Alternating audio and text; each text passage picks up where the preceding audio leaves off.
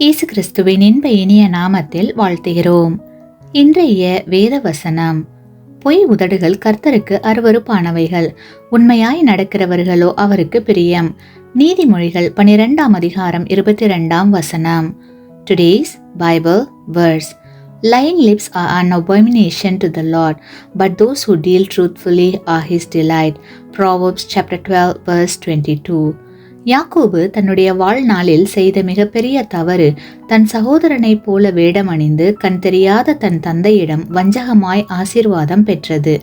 ஆனால் அதற்கான தண்டனையை பின்னாளில் அவர் அனுபவித்தார் என்பது நமக்கு நன்கு தெரியும்.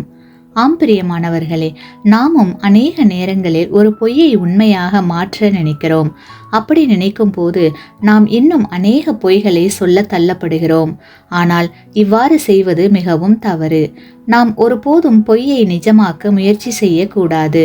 அப்படி செய்தால் நிஜம் தானாக மாறும்போது நாம் நிஜமாக்கிய பொய் நம்மை நிச்சயம் பழிவாங்கும்.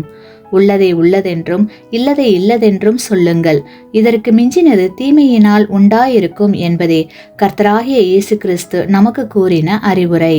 ஆகையால் என்றும் உண்மையாயிருப்போம், பொய்யை தவிர்த்து மெய்யான தேவ ஆசீர்வாதத்தை பெறுவோம். ஆமேன்.